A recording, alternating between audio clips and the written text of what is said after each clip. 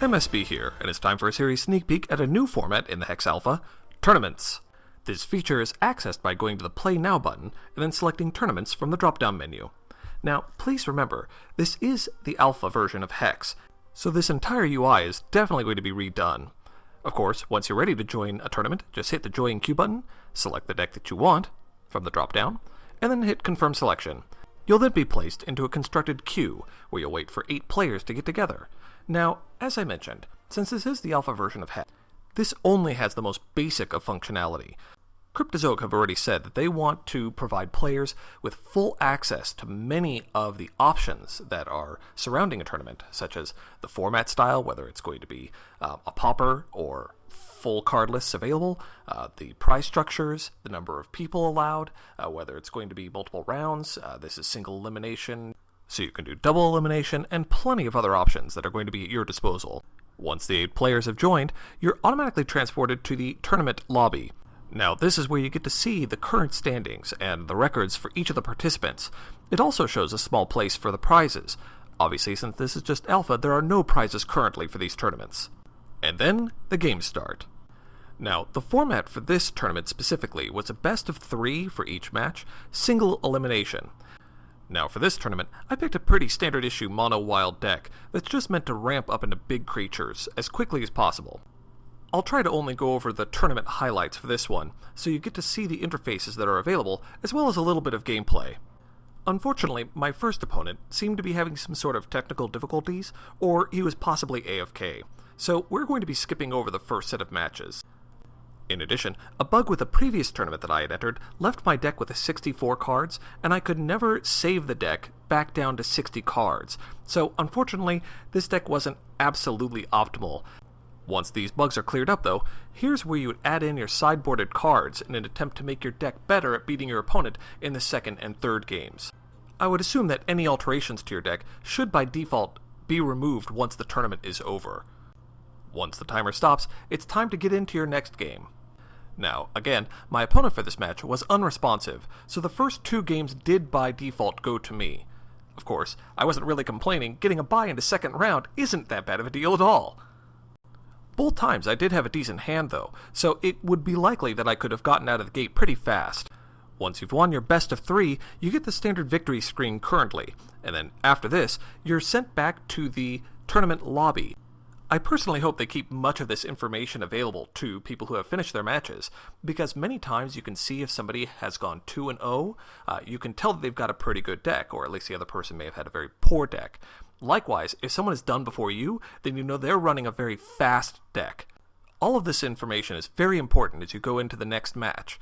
You want to have the best chance of understanding what type of deck your opponent will play before you actually have to face some of its tricks. After the last game of the first round is done, the next set automatically begins. Now, before my match began, I took a look at the standings, and I noticed that Red Mountain had gone 2-1, so what this told me was that either his deck was a little bit slower paced and possibly got outmaneuvered by another deck, or that he just wasn't at the top of his game and lost a match due to some errors. Now, in addition to that, his games went the longest of all of the different sets, so I figured that he didn't have a rush deck.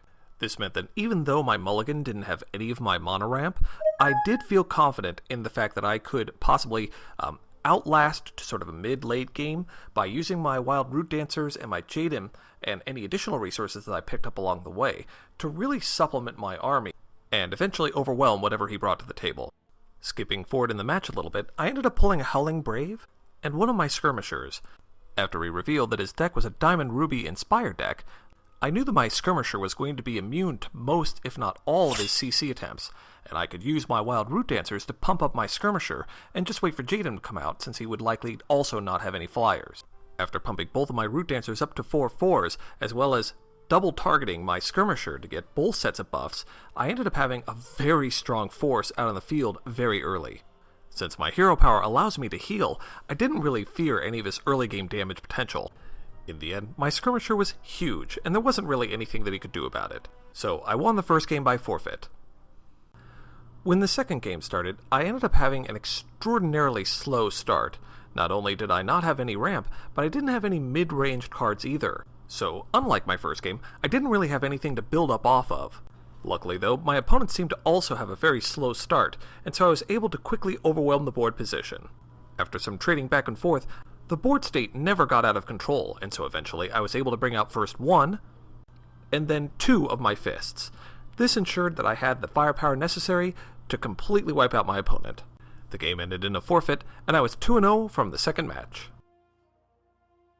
Now I was in the finals, and only one best of 3 separated me from first place. Skipping forward, my opponent actually forfeited pretty early in the first match. I didn't know if that was because he didn't have any answers in his hands, or if there was some sort of technical difficulty again. All I knew is that I was one game away from placing first. Game 2 started, and my initial card draw actually looked really good.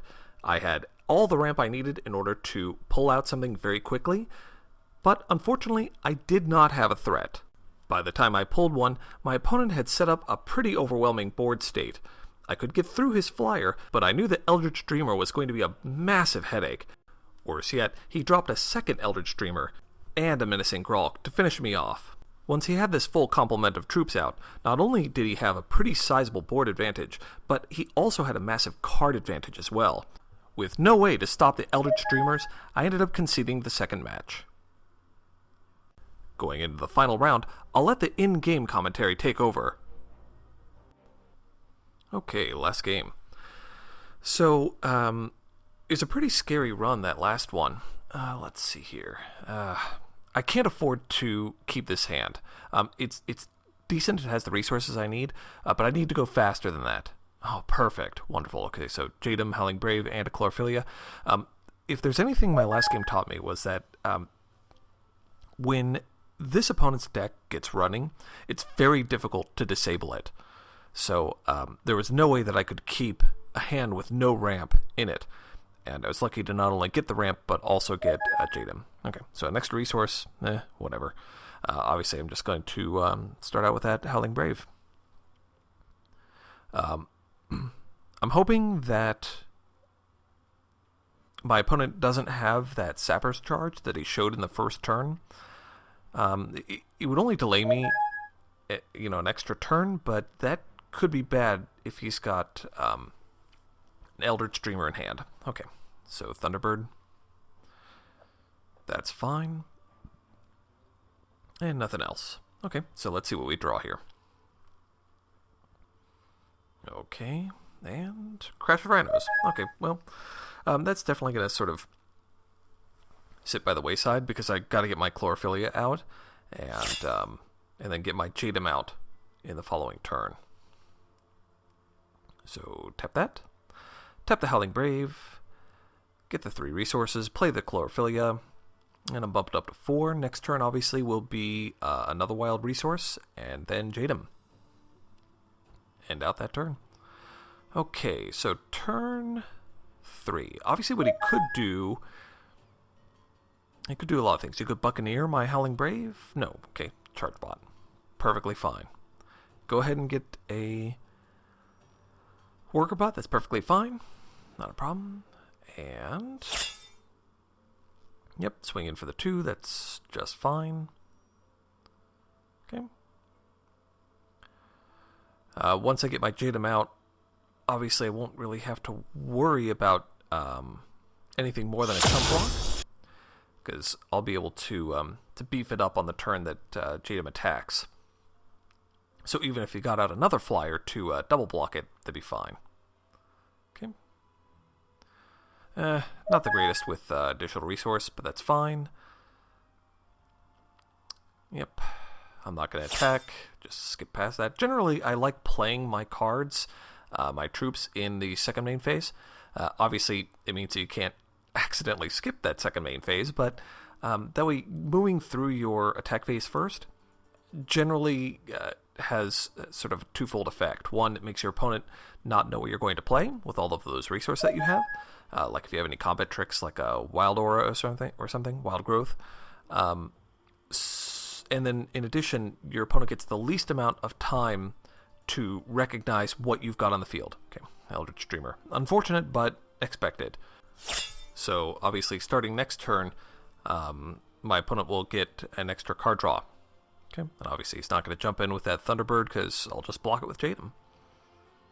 And he's out of mana, so I don't have to worry about anything on my turn. Okay, and let's see what I draw. Wild Root Dancer. Okay, that's actually a pretty good one, because what I can do is beef up my Howling Brave. Play that resource and put that 2/2 buff on my Howling Brave. Yep. And then I don't want to leave any damage on the field, so I'm going to play this Crush of Rhinos, get my Jadem up to an 11/11, because if... remembering last game, he let my Jadem go through for a minor amount of damage. I didn't beef it up. And while it didn't affect the overall match per se, it is important to not leave damage on the table. And even if he has a Menacing Grolk, I mean, the only thing that would matter is blocking the Charge Bot, because the Worker Bot can attack. I can't block the Eldritch Dreamer, and if my Jadem is tapped, I can't block the Thunderbird anyway, so it doesn't really matter. So I'm guessing he'll chump block my Jadem, and then he's not going to trade off his Eldritch Dreamer, so he may just chump block the Howling Brave. Wow, okay, so he's just letting through. Okay. I guess maybe he has a Menacing Grolk for next turn. So yeah, playing the Crush of Rhinos could have gone either way, but then he would have been at 12 health instead of at 9 health. And so now, dealing that damage for what saving that card would accomplish, I don't think is really, really worthwhile. Okay, so let's see what he does. Only the Eldritch Dreamer. Okay, so he's saving the Thunderbird, so he doesn't have a Menacing Grolk in play, because otherwise he would have played that and then attacked with the Thunderbird, because I wouldn't have been able to recover. Another Charge Bot. Okay, so no Menacing Grolk. That's great. Oracle Song. Okay, he is frantically digging for a Menacing Grolk. Perfect. And I'll be able to beef up my my Rhino next turn because it's got Crush. So when I throw down my next resource, I'm just going to beef up that Rhino, so that way he'll have to block it a few times. He'll block with a couple of things. Okay, Crush of Rhinos. So I'm going to play out my Crush of Rhinos. Again, there's... Let me beef this up.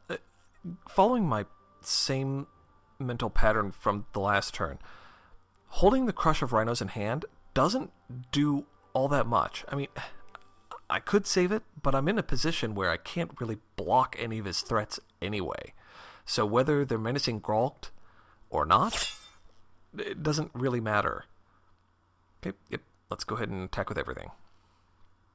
At this point, I don't have any resources in hand, so I don't really care about my long-term prospects with my Wild Root Dancer, so even if he double blocks it, I don't really care. So he'll obviously chump block the Thunderbird, and it's this exact moment where I wish I was able to save the sideboard changes, because having a Turbulence right now would be game over. Just killing off that Thunderbird and in and done. But obviously, it's alpha, so just have to wait. Oh, okay, so he's going to actually double block my Wild Root Dancer. I'm fine with that. Yep, down to 4. Okay. So like I said, the Crush of Rhinos, playing it now or playing it later, it doesn't have that big of an impact. His board's clean. There's nothing I could block with it anyway, even if it's 2 turns of being tapped.